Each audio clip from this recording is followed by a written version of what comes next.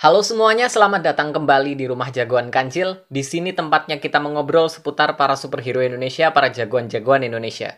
Dan sekarang kita akan ngebahas tentang komik Seraphim The Miraculous.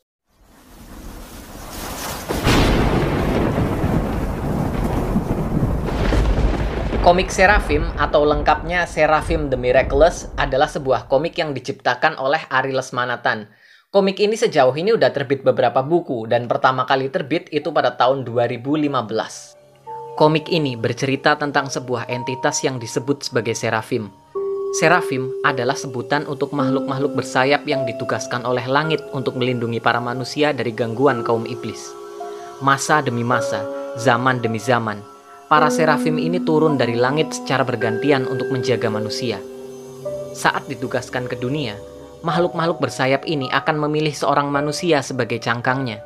Tujuannya supaya mereka bisa memiliki raga alias tubuh dalam melaksanakan tugasnya. Lalu di masa sekarang, manusia yang terpilih sebagai cangkang adalah seorang pemuda bernama Toby. Alasan kenapa Toby dipilih sebagai cangkang untuk Seraphim di masa ini sebenarnya menarik, tapi juga rumit. Jadi mungkin aku akan bahas secara terpisah di video Kenali Jagoan nanti. Yang jelas, Toby terpilih sebagai cangkang untuk Seraphim di masa ini. Dan Toby bisa berubah menjadi Seraphim hanya dengan mengucapkan sebuah kata rahasia.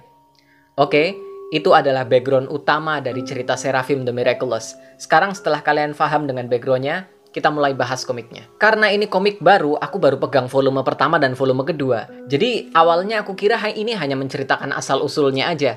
Hanya akan berkutat di bagian itu-itu aja. Tapi no, ceritanya, plotnya berjalan dengan sangat cepat. Kita malah disuguhkan dengan sebuah perang yang sangat besar. Kaum iblis muncul satu demi satu mendeklarasikan perang dengan para manusia. Bulan berubah warna menjadi merah darah. Pintu neraka langsung terbuka. Pasukan iblis pada merayap keluar. Manusia panik, dunia kacau. Sampai akhirnya, sang ratu iblis muncul dengan senyumnya dan melepaskan iblis terbesar yang mendekam di dalam lautan. Boom. Untuk buku pertama, ini gila banget plotnya, serius. Kaget aku waktu bacanya. Jadi para iblis ini sebenarnya sudah lama mengincar manusia, tapi mereka tetap menahan diri dengan kekuatan mereka yang mereka pikir terbatas.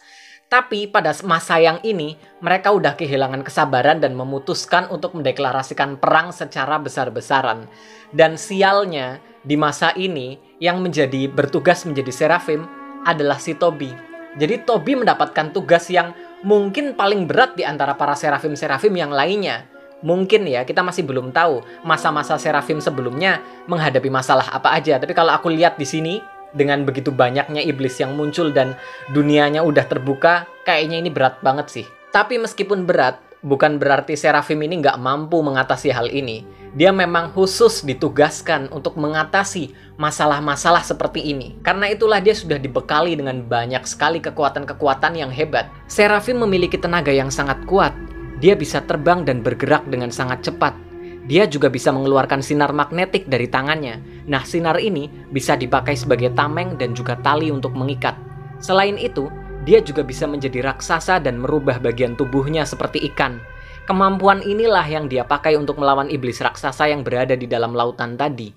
Kedengarannya kayak overpower banget ya.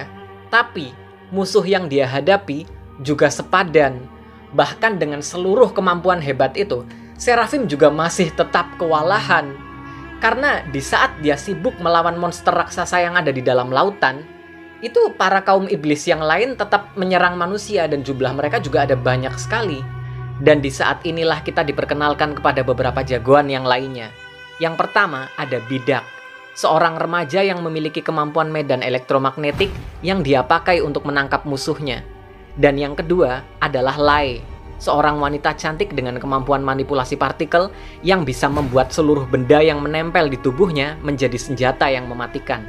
Dan di akhir bukunya, kita juga diperlihatkan ada beberapa karakter lain yang mulai ikut bergerak.